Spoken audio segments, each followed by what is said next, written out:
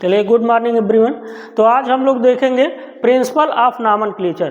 Principle of nomenclature में आपको ये देखना है कि कॉमन नेम्स ऑलरेडी आपको बताया गया था कि 6 मिलियन कंपाउंड्स हैं, और इस समय तो जो है मोर देन 6 मिलियन कंपाउंड्स हैं।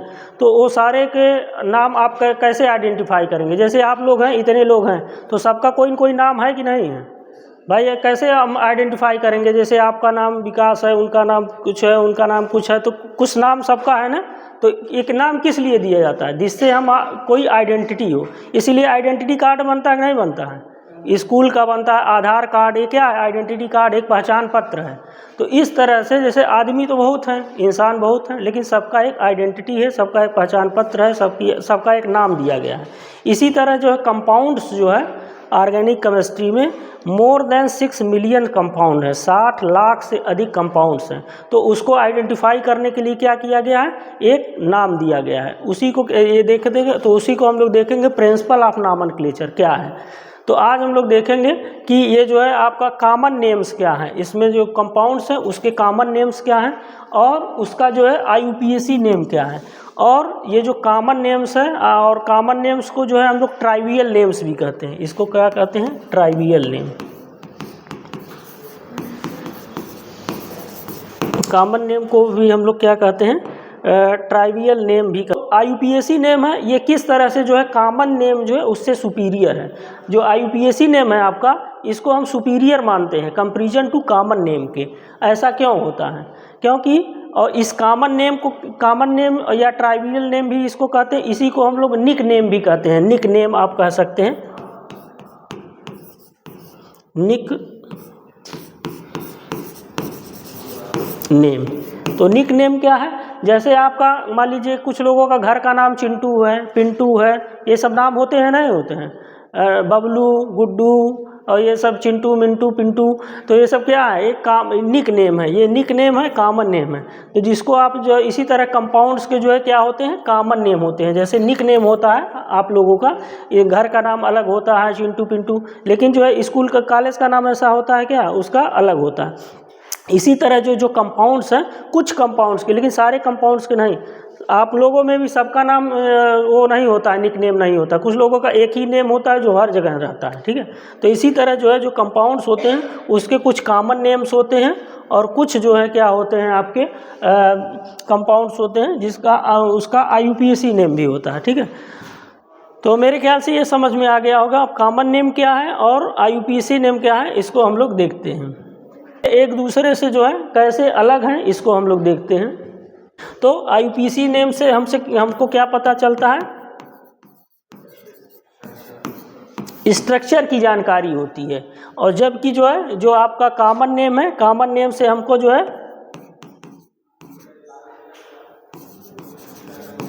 स्ट्रक्चर की जानकारी नहीं होती है। तो ये बहुत बड़ा बेसिक डिफरेंस है जो आपको पता होना चाहिए। तो कॉमन नेम्स से जो है हमको स्ट्रक्चर की जानकारी नहीं होती है, और IUPAC नेम से हम सबको क्या होता है? स्ट्रक्चर की जानकारी होती है। तो ये आप समझ सकते हैं। स्टार्टिंग में क्या हुआ, कोई कंपाउंड खोजा गया, तो उस कंपाउंड का जो है नाम दिया गया। तो नाम कैसे दिया गया? जैसे किस चीज़ से उसकी वर्जिन है, किस चीज़ से वो मिलता है, उसके बेसिस पे, और किस जगह से वो प्राप्त हुआ, प्लेस के नाम पे। तो ऐसे नाम दे दिया गया। जैसे फॉर एग्जांपल आपको एग्जांपल दिया जाएगा तो समझ में आएगा। जैसे मान लीजिए पहला जो आपका कंपाउंड है फार्मिक एसिड। फार्मिक एसिड का नाम सुने होंगे। फार्मिक एसिड का फार्मूला किसी को पता हो तो बताइए। फार्मिक एसिड का फार्मूला क्या है आपका? HCOOH, ठीक है। HCOOH क्या है? इसका फार्मूला है। और ये क्या हुआ था? फार्मिक एसिड किससे मिला था? किसी को पता है किस चीज़ से इसका खोज हुआ था? फार्मिक एसिड की जो खोज हुई थी वो किससे हुई थी? रेड आंट से। रेड आंट का मतलब लाल चींटी। जो चींटी होती है उस चींटी से ही जो है ये फार्मिक एसिड का वो खोज हुआ था। उसी से जो है आइसोलेट किया जाता है डिस्टिलेशन से। जब चींटी आपको काटती है, लाल चींटी, तो आपको देखते होंगे दाना निकल जाता है रेड कलर का, है कि नहीं। जब लाल वाली चींटी काटती है तो दाना निकल जाता है कि नहीं निकल जाता। मधुमक्खी काटती है तो फूल जाता है, सूजन आ जाता है कि नहीं आ जाता। वो किस लिए होता है? वो फार्मिक एसिड के कारण ही होता है। किस लैटिन वर्ड में रेड आंट को क्या कहते हैं? फार्मिका। लैटिन वर्ड में जो है रेड आंट को क्या कहते हैं? लैटिन वर्ड में रेड आंट को क्या कहते हैं? फार्मिका। लैटिनिका कहते हैं। इसीलिए जो है इस कंपाउंड का क्या नाम हुआ? Formic acid. इस कंपाउंड का क्या नाम हुआ? Formic acid. क्योंकि ये जो कंपाउंड था ये किससे आइसोलेट किया गया? रेड आंट से। और रेड आंट को लैटिन वर्ड में क्या कहते हैं? फार्मिका। इसलिए इस कंपाउंड का नाम दे दिया गया फार्मिक एसिड। इस तरह से जो है जिससे आइसोलेट किया गया, जिससे अलग किया गया, उसके बेसिस पे इसका नामकरण कर दिया गया। और आंट से किया गया तो उसको फार्मिका कहते थे, इसलिए उसका नाम, कंपाउंड का नाम क्या कर दिया गया? Formic acid. इसी तरह जो है एक कंपाउंड है, सेडेटिव कंपाउंड है, बारबीचुरेट्स।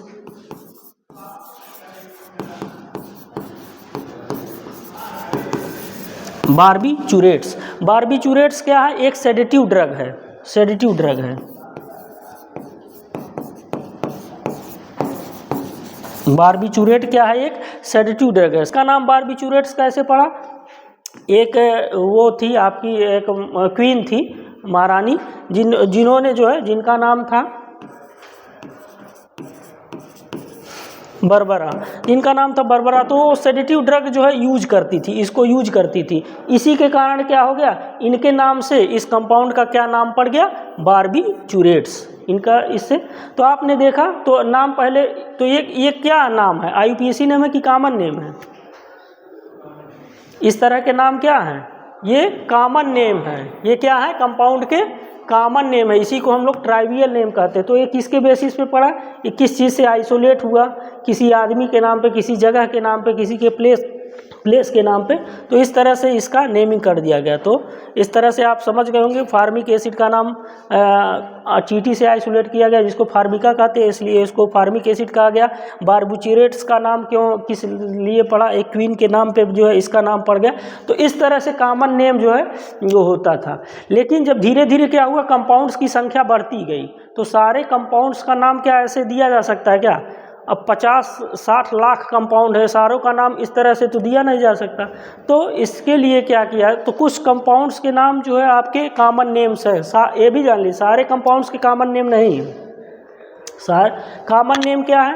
जैसे आपके बता दें एक एग्जांपल जो है, कुंडा वाले राजा, उनका नाम क्या है?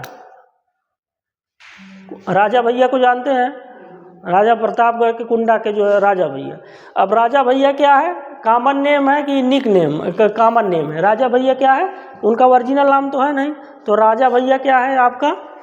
समझ लीजिए, राजा भैया। राजा भैया क्या है? कॉमन नेम है। लेकिन उनका वास्तविक नाम क्या है?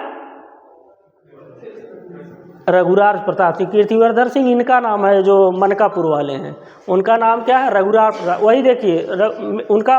तो कुछ कंपाउंड्स का क्या है, इसी तरह कॉमन नेम ज़्यादा फेमस है। जैसे आप कुछ आदमियों का कॉमन नेम ज़्यादा फेमस है, जो निक नेम होता है वो ज़्यादा फेमस है, उनका ओरिजिनल नाम लोग नहीं जानते। इसी तरह से एक एग्जाम्पल के लिए आपको कहा गया है, कुछ कंपाउंड्स के कॉमन नेम जो है ज़्यादा फेमस है। जैसे आपने आदमियों में देखा, कुछ आदमी के नाम जो है वो ज़्यादा फेमस है, निक नेम, लेकिन उनका ओरिजिनल नेम है थोड़ी है। कहीं डॉक्यूमेंट में ये लिखा जाता है राजा भैया, कहीं उनको फॉर्म भरना होगा तो राजा भैया लिखेंगे, जो उनका मेन नाम है वो लिखेंगे। तो जो मेन नाम है वो आपका, वो समझ लीजिए IUPAC नेम है, ठीक है। और ये जो है क्या आपका कॉमन नेम है, लेकिन किसी किसी का कॉमन नेम ज़्यादा फेमस हो जाता है। इसी तरह कंपाउंड में भी जो किसी किसी का कॉमन नेम जो है वो ज़्यादा फेमस हो जाता है comparison to IUPAC name. IUPAC name क्या है? ऑलरेडी आपको पता होगा। इसका फुल फॉर्म क्या है? International union of pure and applied chemistry, जिसकी एक मीटिंग हुई थी 1957 में। तो ये हुआ कि जो है इतने सारे कंपाउंड्स, डेली कंपाउंड्स की खोज होती रही, आज भी हो रही है, ठीक है। और कंपाउंड्स जब शुरू में बढ़ते गए तो ये हुआ कि इनको कैसे आइडेंटिफाई किया जाए, इनको एक जो है प्रॉपर नेम देना चाहिए। तो कंपाउंड्स का नेम दिया गया। तो ऐसा नेम है जो स्ट्रक्चर के बेस है, यही डिफरेंस है। जो कॉमन नेम और इसमें क्या डिफरेंस है, आज IUPAC नेम सुपीरियर है, ये क्या है आपका,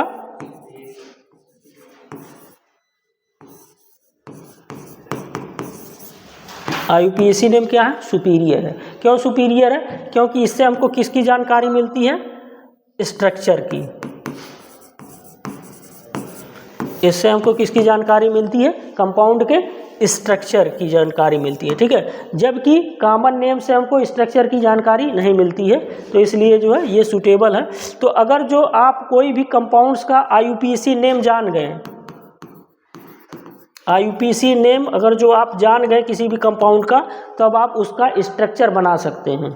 तो ये डिफरेंस है, इसलिए क्या है, ये सुपीरियर है। इसलिए क्या है, ये सुपीरियर है, क्योंकि IUPAC नेम अगर जो जान गए तो आप उसका स्ट्रक्चर बना सकते हैं। अगर जो आप स्ट्रक्चर जान गए तो उसका IUPAC नेम लिख सकते हैं। तो ये खासियत है IUPAC सिस्टम ऑफ नॉमेनक्लेचर की, सिस्टम ऑफ नॉमेनक्लेचर की, ठीक है। और कॉमन नेम में क्या है, अगर जो आप कंपाउंड का नाम जान गए तो आप उसका स्ट्रक्चर नहीं बना सकते, स्ट्रक्चर जान गए तो उसका नाम नहीं बता सकते, ठीक है। तो इसलिए जो है ये IUPAC सिस्टम, तो ये है आपका प्रिंसिपल ऑफ नॉमेनक्लेचर। मेरे ख्याल से सबके समझ में आ गया होगा और ये जानना चाहिए। और बाकी ये प्रिंसिपल ऑफ नॉमेनक्लेचर आपको समझा दिए हैं कि IUPAC सिस्टम ऑफ नॉमेनक्लेचर जो आपको समझाए हैं वो चीज़ें हैं। उसके बाद हम लोग स्टार्ट करेंगे आपका एल्केन्स, ठीक है, एल्केन्स। तो एल्केन्स में आप देख रहे हैं एल्केन्स क्या है, देखिए एल्केन्स जो है हमको चैप्टर है आपका, एल्केन्स पूरा चैप्टर आपको पढ़ना है, लेकिन यहाँ हम क्या पढ़ रहे हैं, नॉमेनक्लेचर। तो उसकी कुछ बेसिक्स जो है आपको बताई जाएगी, और ये बेसिक्स फिर आपको वहाँ चैप्टर में नहीं बताई जाएगी। एल्केन्स आपका चैप्टर है, उसको भी पढ़ना है, लेकिन ये बेसिक्स जो यहाँ बताई जाएगी और वो वहाँ नहीं बताया गया, क्योंकि ये नॉमेनक्लेचर का जो पार्ट है वो यहाँ कवर कर दिया जा रहा है, ठीक है। तो ऑलरेडी आपको बताया गया था एलिफैटिक कंपाउंड्स में, तो एल्केन्स, एलिफैटिक कंपाउंड्स में एल्केन्स होते हैं। तो एल्केन्स यहाँ आप देख रहे हैं, alkanes are the hydrocarbons that contain only single bond. Already पता होगा एल्केन्स क्या है, ऐसे कंपाउंड्स होते हैं जिसमें कार्बन और कार्बन के बीच में सिंगल बॉन्ड होता है। तो कोई भी कंपाउंड्स है आपका CH4 पहला मेंबर है, इसका क्या नाम है, मीथेन, मीथेन। तो ये क्या है आपका, एल्केन्स है, क्योंकि इसमें आप देख रहे हैं एक हाइड्रोजन है, एक कार्बन है और 4 हाइड्रोजन है, 4 हाइड्रोजन है। तो सब में क्या है आपका, सिंगल बॉन्ड है। तो ये किसका एग्जाम्पल हो जाएगा, एल्केन्स का। ये किसका एग्जाम्पल हो जाएगा आपका, एल्केन्स का। तो कोई भी है, मेथेन हो गया आपका, और इसी तरह से आपका मेथेन हो गया, एथेन CH3 आप इसका स्ट्रक्चर भी बना सकते हैं। तो इस तरह से कार्बन हो गया, इस तरह से आपका हाइड्रोजन हो गया, CH3। तो ये मेथेन था, ये क्या हो जाएगा आपका, एथेन। ये क्या हो गया आपका, एथेन हो गया। और ये भी क्या है आपका, एल्केन्स है। तो एल्केन्स क्या बताया गया आपको, ऐसे हाइड्रोकार्बन्स हैं जिसमें कार्बन और कार्बन के बीच में सिंगल बॉन्ड होते हैं, या कार्बन और हाइड्रोजन के बीच में भी सिंगल बॉन्ड होते हैं, ठीक है। और हाइड्रोकार्बन ऑलरेडी आपको बताया गया था क्या होते हैं, हाइड्रोकार्बन जो कार्बन और हाइड्रोजन से मिलकर बने होते हैं। हाइड्रोकार्बन क्या है, नाम से ही क्लियर है, हाइड्रोकार्बन, हाइड्रोकार्बन। तो ये 2 पार्ट से मिलकर बना है, जिसमें आपका हाइड्रोजन होगा और जिसमें आपका कार्बन होगा। तो ऐसे कंपाउंड्स जो है जो कार्बन और हाइड्रोजन से मिलकर बने होते हैं उनको क्या कहते हैं, हाइड्रोकार्बन्स कहते हैं। तो ये क्या हाइड्रोकार्बन है कि नहीं है, मेथेन, मेथेन हाइड्रोकार्बन है कि नहीं है, क्योंकि इसमें कार्बन और हाइड्रोजन ही है। एथेन भी क्या है, कार्बन और हाइड्रोजन। तो ये क्या है आपका, हाइड्रोकार्बन। तो और एल्केन्स क्या है, ऐसे हाइड्रोकार्बन जिसमें कार्बन कार्बन के बीच में जो है आपका सिंगल बॉन्ड होता है, वो क्या होते हैं आपके, एल्केन्स। तो हाइड्रोकार्बन्स तो हैं ही, लेकिन जो स्टार्टिंग के एल्केन्स हैं उनका कॉमन नेम्स भी है, वही उनका कॉमन नेम्स है, वही IUPAC नेम भी होता है। देखिए, the first 4 members of the series are known by their common names. देखिए, मेथेन, एथेन, प्रोपेन, ब्यूटेन, ये सब क्या है, कॉमन नेम्स है जो स्टार्टिंग के एल्केन्स है। मेथेन, एथेन, प्रोपेन, ब्यूटेन ये कॉमन नेम है। लेकिन उसके बाद के जो पेंटेन, पेंटेन से क्या पता चलता है? पेंट, पेंट मतलब 5, हेक्सेन, हेक्स मतलब 6। तो इस तरह से नंबर ऑफ कार्बन्स जो है, नंबर ऑफ कार्बन्स के बेसिस पे इसका नाम है। जैसे पेंटेन, तो पेंट का मतलब क्या होता है? 5। पेंट का मतलब क्या होता है? 5। इसी तरह हेक्सेन, तो हेक्स का मतलब क्या होता है? 6। हेप्टेन, हेप्ट का मतलब 7। तो इस तरह से फिर जो आगे के जो एल्केन्स हैं इसके बेसिस पे उनका नेमिंग किया। ऑलरेडी देख चुके हैं हम लोग, स्ट्रक्चर भी बनाए। मेथेन हो गया, ethane, propane, butane, pentane, hexane, heptane, octane, नोनेन, decane. ठीक है, तो इस तरह से ये देखिए कंपाउंड्स जो है इसमें CH3 CH2 बढ़ता गया। इस तरह से जो है आपका ये कंपाउंड्स हैं। ये कभी कभी आप नॉमेनक्लेचर में ये देखेंगे आपका यन वर्ड, प्रीफिक्स यन यूज होगा। कभी कभी नॉमेनक्लेचर में प्रीफिक्स जो है आपका यन यूज होगा। देखिए प्रीफिक्स यन यूज होगा। कभी कभी जो है आपका आइसो यूज होगा, कभी कभी नियो यूज होगा। तो ये कब होता है? यन, जैसे कहीं कहीं आप देखेंगे n butane, n butane, isobutane, isobutane. और कहीं कहीं आप देखेंगे नियो पेंटेन, नियो पेंटेन। तो यहाँ जो है यन का क्या मतलब है, आइसो का क्या मतलब है, नियो का क्या मतलब है। ठीक है, तो इसको हम लोग देखेंगे। देखिए n for normal, n for normal, normal का मतलब क्या होता है? Straight chain, straight chain, straight chain. तो अगर जो आपका स्ट्रेट चेन है, सीधे या ब्रांचिंग नहीं है, तो उसको नॉर्मल कहते हैं। ठीक है, जैसे मान लीजिए आपका CH3 CH2 CH2 CH3, तो इसका नाम क्या हो जाएगा? ऑलरेडी आपको एक कार्बन का meth 1 2 3 4, meth eth pro but, तो क्या हो जाएगा? Butane, butane.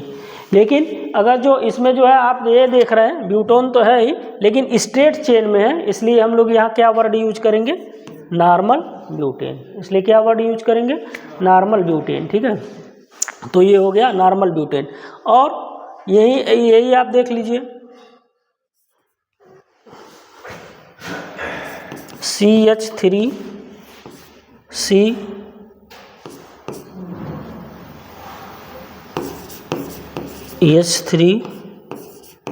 CH3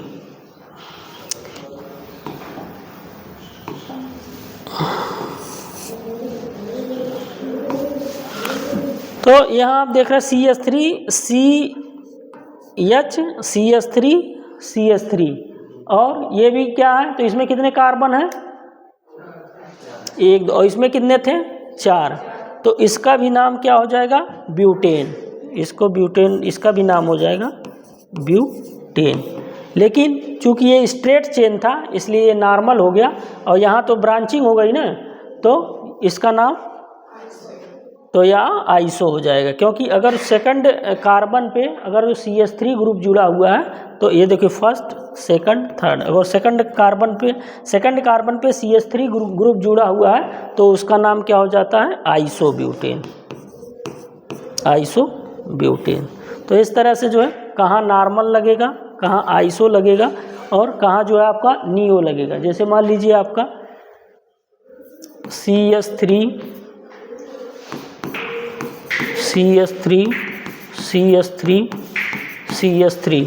तो ये क्या हो गया आपका? इसमें कितने कार्बन है? पेंटेन, 5 कार्बन है, तो PENTANE पेंटेन हो गया।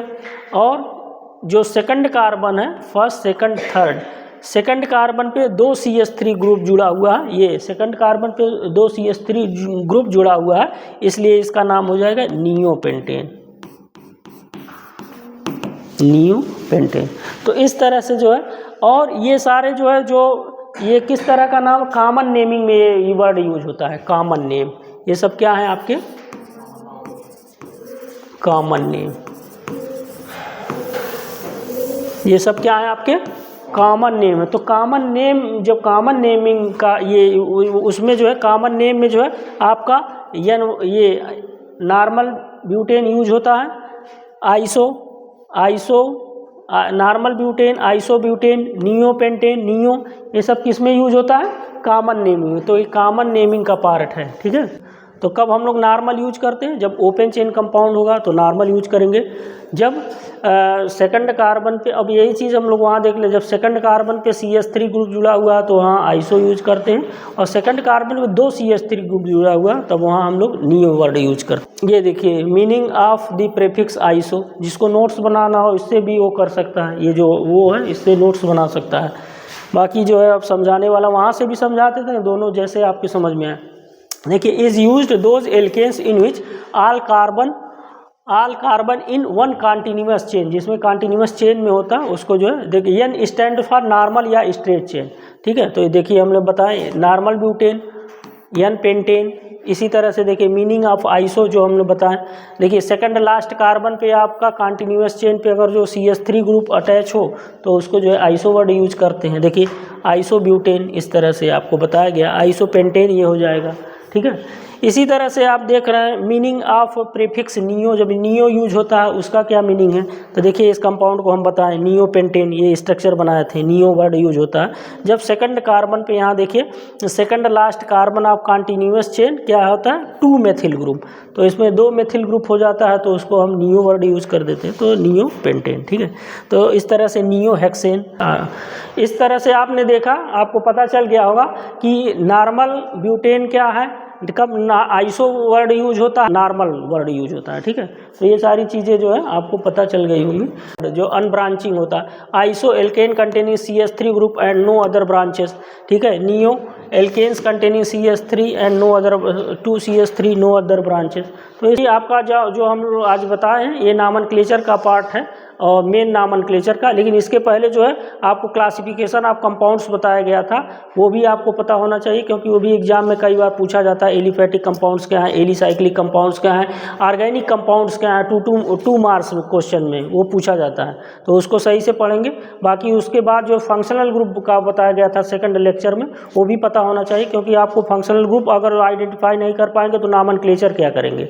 नॉमेनक्लेचर के अलावा भी जो है आपको फंक्शनल ग्रुप जरूर पता होना चाहिए। तो ये सब बेसिक है। अगर जो आप ऑर्गेनिक केमिस्ट्री आपको पढ़ना है तो बेसिक जो क्लासेस हैं ये आपको हमेशा हेल्पफुल करेंगे। और 3 आपको second semester, third semester, fourth semester में भी पढ़ना है तो ये आपको सही से पढ़ेंगे। तो मेरे ख्याल से जो है आज आपको ये सारी चीज़ें समझ में आ गई होंगी। कॉमन नेम क्या है, ट्राइवियल नेम क्या है, निक नेम क्या है, और आपका IUPAC नेम क्या है। IUPAC नेम और किस तरह से जो है आपका कॉमन नेम है उससे बेटर है, उससे सुपीरियर है किस तरह से। और क्योंकि ऑलरेडी आपको बताया गया था कि जो है क्योंकि इसके बारे में स्ट्रक्चर का इंफॉर्मेशन IUPAC से नेमिंग सिस्टम से मिलता है, जबकि आपका इससे जो आपका कॉमन नेम है इससे स्ट्रक्चर की जानकारी नहीं मिलती है, तो इसलिए जो है IUPAC नेम सुपीरियर होता है, ठीक है। तो मेरे ख्याल से ये सारी चीज़ें आपको समझ में आएंगी, ठीक है। Thank you.